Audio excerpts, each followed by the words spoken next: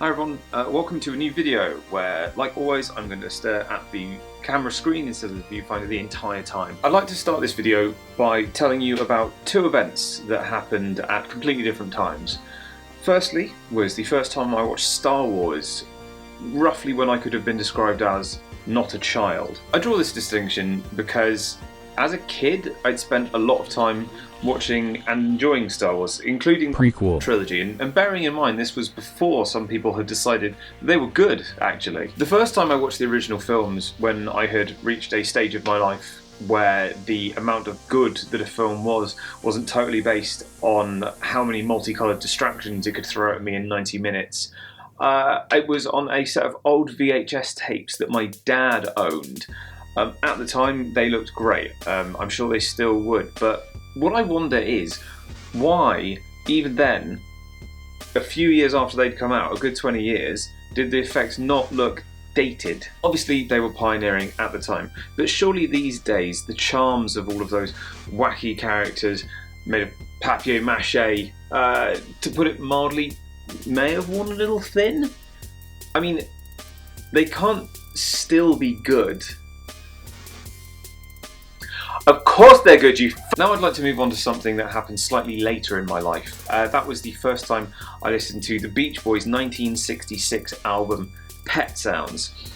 Pet Sounds is kind of one of those records that I'm sure a lot of people who like music have on there. I really should get round to listening to that list.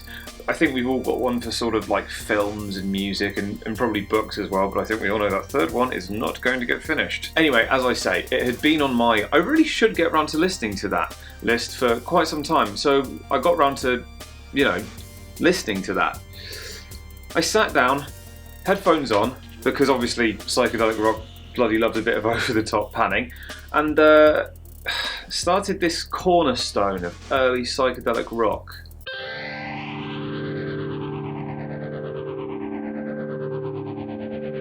Now, I'm going to talk about this from a British perspective because the critical and commercial reception of this record over here was actually much better than it was in the Beach Boys' home turf of the USA. This is where I'm from. In the UK, the album was one of the top 10 selling albums every week for about 6 months after its release. That's a hell of a long time. In terms of how this thing came to be, obviously much has been said of the studio techniques that went into it, to the extent that talking about them here would be not only pointless but actively detract from the point of this video. Because although I'm talking about Pet Sounds, I'm not just talking about Pet Sounds. The pantheon of early psychedelic rock is pretty well established at this stage, and albums like the Beatles, Sgt. Pepper's Lonely Hearts Club Band are often held up as the best examples of the genre, but that album was released almost exactly a year after Pet Sounds, so what with the musical landscape changing so quickly at the time, just through the amount of innovation, surely there's a musical difference to be expected. Well, not exactly. Roger Waters, Pink Floyd's bassist, said the following in an interview. "We were driving to a gig in an old Zephyr 4 when Sgt. Pepper was played for the first time on the radio, and I remember we pulled off into a lay-by and sat there and listened. Obviously, the dates don't quite line up to pin the entirety of Floyd's early, more experimental output on the impact of Sgt. Pepper's, but have a read around and you'll find that a lot of other bands say similar things about this record. See, up until this point, by and large, bands would record an album by just going into a studio, setting up as though they were on stage, and playing their songs. Even if bands did choose to record each member's parts separately, there was, by and large, little in terms of difference between how they would sound on the album and how they would sound live, save for a few extended improvisational sections and solos here and there. This changed around the release of albums like Sgt. Pepper's in the late 60s, with studio experimentation which would be almost impossible to recreate live becoming a standard, even expected feature of a lot of records, particularly in the sort of psychedelic or progressive rock genres. Pet Sounds just happens to have been released a little too early for the sort of envelope pushing it was doing, with the sort of freeform song structures and trippy but still very much performable effects to sound quite as impactful now as it did upon its 1966 release.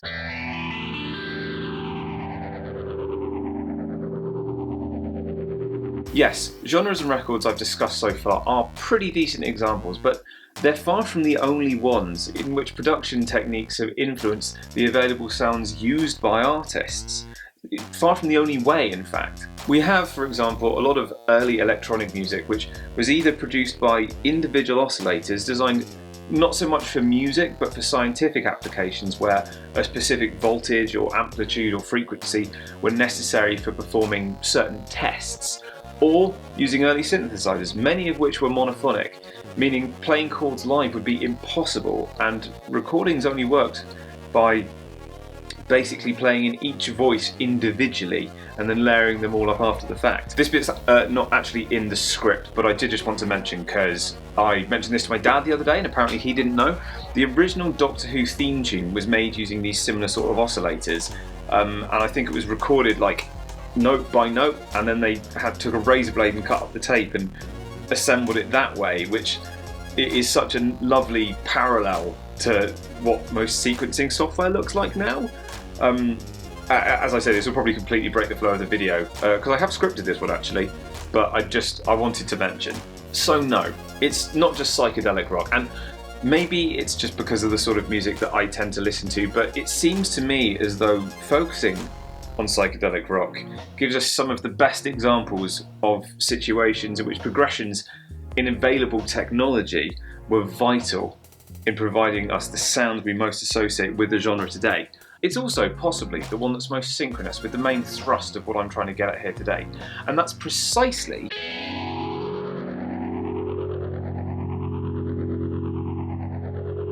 for those of you who don't know anything about Star Wars, first of all, what the fuck is wrong with you? And secondly, Star Wars is a series of films that started in 1977 and continued far after it should have stopped. I'm not here to judge the later trilogies though, because it's an undeniable fact that the originals have aged incredibly well, or at least they should have. If you do a bit of digging online, you'll quickly learn that it's almost impossible to find the original versions of these movies. And the versions that we're left with, stuff with some ropey at best CGI, where before there were these lovely looking practical effects, have aged horribly. Now, you remember at the top of this video, I mentioned that the originals that I watched I thought were great. And I think the reason they could have aged so much better is because without the weird computer-generated musical numbers by sexy aliens, all we'd be left with is the effects that were possible in the 70s. Now, if I'm going to bring this background to music, I think it's worth talking about context and how it can affect our enjoyment of things. You see, a lot of the all 70s untouched versions of things, of which I'm sure there are more examples than Star Wars, but I haven't thought of any, all look fine. They only feel dated when they're interspersed with these sort of weird modern components. But how is this, how is any of this helping me to come to any sort of conclusion?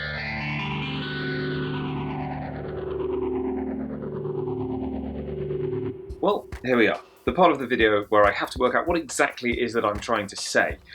And I'm inclined here to look back at the title and work out exactly how we should be listening to old music. The main thing that I could suggest would be immersion. If you aren't used to listening to any older music, you're mostly listening to more modern stuff, then anything from eras that you're not used to may well sound dated. And this doesn't just apply to time. If you listen to punk and only punk, then you might well have a hard time with ambient music, in the same way that a dyed-in-the-wool black metal fan may not have an immediate affinity for, say, jazz. Immerse yourself as fully as you can in the era or genre of music that's not quite clicking for you. Maybe start with a couple of albums in the Spotify greatest playlist that definitely exist, and see if, with a bit more context, Pet Sounds might not sound so dated after all. See you in the next one. Apologies for the none of you who cared for the slight difference in time between the last video and this one. I wanted to try and do something that was a bit more scripted.